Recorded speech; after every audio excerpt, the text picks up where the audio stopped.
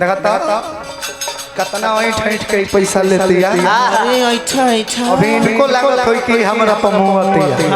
उहे बताओ भैया ऐठ के बैठ जा।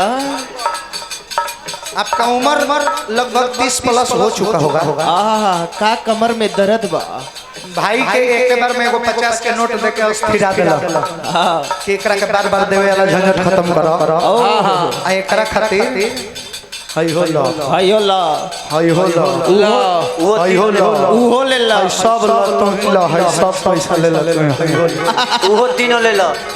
नमस्कार सर, चश्मा लगाओ ना सर, क्या नाम है आपका? हमके अपना दिल में रखी हम रखब तो है सास में।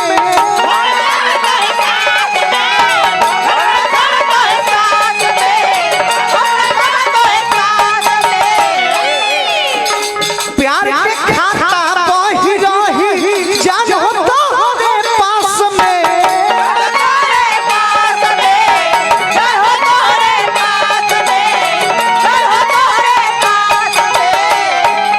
हमके अपना दिल में रखियो हम रखब तो है सांस में। प्यार के खाता बही रही जान हो तोहरे पास में। और एटीएम पेटीएम तू ही रखियो तू ही हो पेमेंट लभर तू बना लभर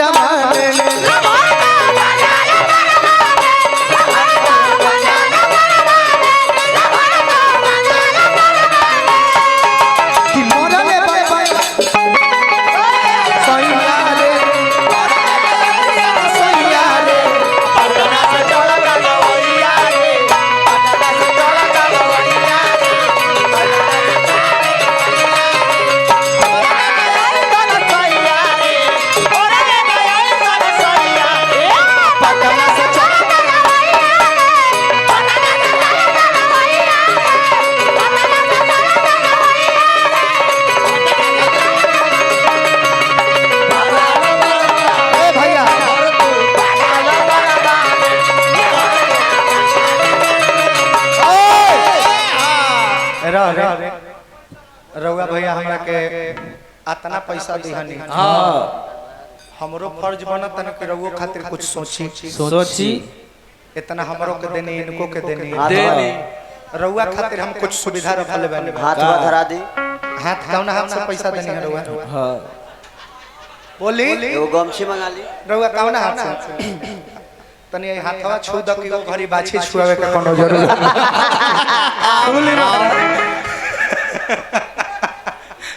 देखिए सुविधा रउआ सकारते नहीं के भैया। आगे वाला हम सोचत नहीं बहुत आगे वाला। माने 40-50 साल बाद वाला हम सोच के अभी कर देवे के चाहता है। गलती ना। अच्छा जीवन बीमा हमने के काहे खातिर करावे नहीं जाए? काहेला ए भाई मरद है जे सामने बैठल बा। आ जीवन बीमा आइल बा LIC वाला। आ मेहरानू के दिमाग में अचरा कचरा भरले बा कि आपके पति जिस दिन मर जाएंगे आपको 20 लाख रुपया मिलेगा। मरल छुदहर लेखा मुंह बनौले बड़े कि रे भाई अभी से हमरा के मुंह आवे के पलानी सोचल मेहरानू खुश परी सो 20 लाख रुपया मिलेगा। ये LIC वाला एक जोक LIC वाले भी गजब का कभी-कभी माहौल ढाते हैं। पत्नी के साथ बैठकर पति के मरने का बात सुनाते हैं। हद हो जाला कभी-कभी। हाय हाय हाय धन्यवाद। सटा देखो तनी दूरे दूरे भागल रहत और इतना ऑफर दे तनी तब ठंडा में दूर रहबे। तनी एक बार हमरा के पकड़ ना तनी गरम कर ना हमरा के। ठंडा लगता हमरा सटा सनी आगे देखावा गले लगाओ एक बार गले लगाओ। सटा के रोआ ठनक जाओ। अच्छा खार भइल जागल उठल ठनकल बमकल खिसियाई ये सब एके है। श्रेणी एक ही है। लेकिन देखो भारत तनी हमरो कुछ बुझाए। लिखो तो कुछ ऐसा लिखो कलम रोने पर मजबूर हो जाए। इन सब चीजों के लिए स्पेशल दिन आता है। लव डे होला, होला किस डे होला, होला रोज डे होला, होला प्रपोज डे होला, होला तो कौन दो टैलेंट लाइन ले कौन एगो डे होला, बेलन टेलन टाइंडे बेलम तेलम टाइंडे आई हो कौन डे होला जी? Valentine day Valentine day, Valentine day. वैसा ही एगो और डे होला, कौन डे ओ डे के नाम हक डे।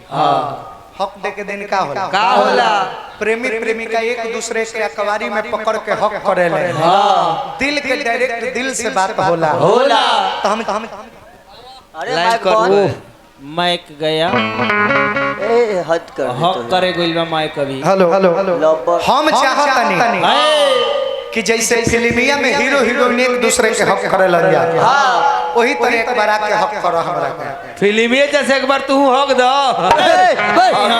हक करो हक राम राम दूर से दौड़ के वो एक बार घुस जा। आवो आवो पूरा पंजियावो आई के एक बार एक्सीडेंट कर दो आवो ओ कृपया दूरी बनाई। बीच में नंगा तार है अच्छा का कौन कॉल सर दूरी बनाए रखे? मोटका भैया ओ में तोरा बाबू के पूंजी लगल ना ना आंख झोल दम ना मारे लगल। कहतहु तार जवाबे देवे खातिर पवन पुरवैया के हम धक ले आइलन, मारा भेना सुन ल पवन तनी टाइट रह, तू इनकर जवाब में तू ही बारा केहू नहीं खे। ए कि वरुण विष्णु के संग ही घुमा